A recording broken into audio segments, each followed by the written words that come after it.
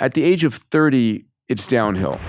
Our bodies were never evolved to live past age 30. We're on the verge of a health span revolution. You can live to 500 years. It's diet, exercise, sleep, mindset, not dying from something stupid. Okay, let's talk about each of those. I think you mentioned about wanting to live to 200 years, correct? Well, yeah. I mean, listen. What are you doing? The thing is, if you can live to 200 years, you can live to 500 years or longer. We're on the verge of a health span revolution. We humans were evolved to live to about age 30. You'd go into puberty at age 12, you'd become pregnant by age 13. By the time you were 26 or 27, you're a grandparent. And back 100,000 years ago, in the age of the caveman and woman, before food was abundant and was scarce, the last thing you wanted to do was steal food from your grandchildren's mouths. So you would die and give your bits back to the environment. So at the age of 30, it's downhill. Our bodies were never evolved to live past age 30. And your thymus shrinks, your number of stem cells in your body go down orders of magnitude, your muscle building capability goes down. And so our goal now is to change that.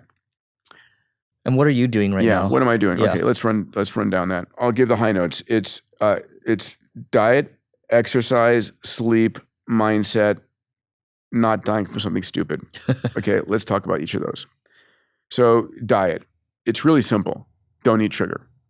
Sugar is a poison. The body was never evolved to eat sugar. We didn't have sugar in our diet 10,000 years ago. And how much protein are you consuming per day? So I am working on maintaining maximum muscle mass, Yeah. right? And so I weigh 142 pounds. I consume 150 grams of protein.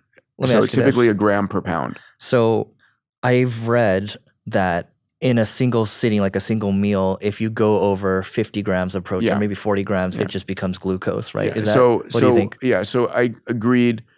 I am, so I used to do intermittent fasting. I've stopped intermittent fasting Same. for the purpose of being able to take in enough protein through the day. I will do a morning protein shake and probably do an afternoon protein shake, and I'll have lunch and I'll have dinner. So I'll have protein throughout the day with minimized sugar. So the neutral evidence is 0 sugar. I minimize my sugar everywhere I can. And then when I'm eating, there's a right way to eat to minimize things. It's plants first, it's protein next, and if you're going to eat any carbs, it's last. And I'm assuming this is all homemade, mostly food? Homemade food. And if it isn't a homemade food, it is food that I recognize. It's a grilled chicken breast, from organically fed, and it's broccoli and it's salads. So it's whole plants, and proteins. So that's my eating habits. I think the most important thing I tell people is get rid of sugar and whole plants. If you have to do, there's no one diet for everybody, but at least do that. Maximize the number of plants. Next thing is sleep. Listen, we need 8 hours of sleep. No two ways about it. If evolution could have gotten rid of sleep, it would have. We are not productive. We're not reproductive. We could be someone's dinner. So it's a dangerous time. So I'm always prioritizing sleep. It wasn't that way when I was in medical school. God, oh God, it was like I used to pride myself on 5 hours of sleep or 5.5 hours of sleep. And now it's like I need to be in bed at 9:30. So what do you do to get a great night's sleep? First of all, you measure it. So I've got an Oura Ring. I've got an 8 sleep mattress. I'm measuring everything I can.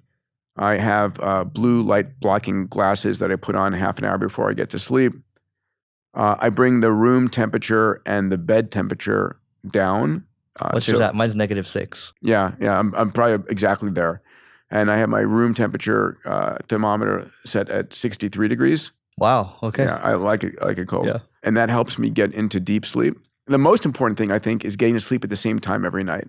So having 8 hours of sleep between 1 a.m. and 9 a.m. is not the same as 8 hours between 10 and 6 if your normal sleep time is there. So I like to be winding down at 9, in bed at 9:30, out cold by 10. and my body will typically wake up sometime between 5:30 and 6:15. Got it. You take any magnesium?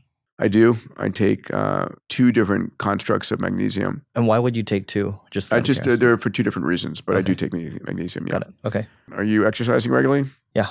How often are you exercising? Every day, and then sometimes there's some Brazilian Jiu-Jitsu added in. Oh, that's nice. I wish.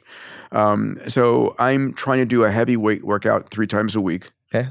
And then at home, I'm doing sort of an at-home, push-ups, pull-ups, squats, every day. And then trying to get 10,000 steps in. The latest thing I'm really trying to focus on is getting my VO2 max up and getting into zone 2, which is... How many hours are you doing a week? I need to get to 4 1-hour sessions a week. Got it. I just ordered a bike so I can take all my Zoom calls and board meetings on the bike. So that's exercise, diet, exercise, sleep, mindset, one of the most important things.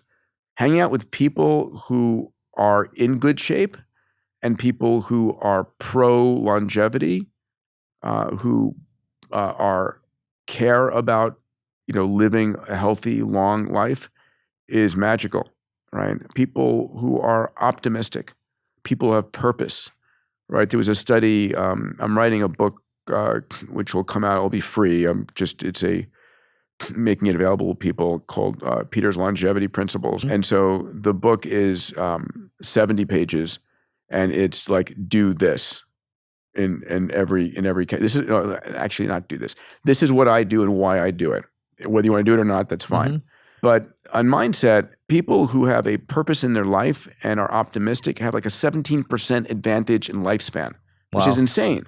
The final 2 categories are meds/supplements and then not dying for something stupid. How do you prevent the not dying from stupid? Well, it's pretty basic. It's like the major part of that one is go to Fountain Life or something like that. The other part of not dying for something stupid is not texting while you're driving, wearing your seatbelt, wearing a helmet while you're skiing. I mean, it's like the obvious stuff, right? And then meds and supplements are all hyper-personalized, right? And in this book, when it comes out, is everything I take and why I take it so people can decide what's right for them.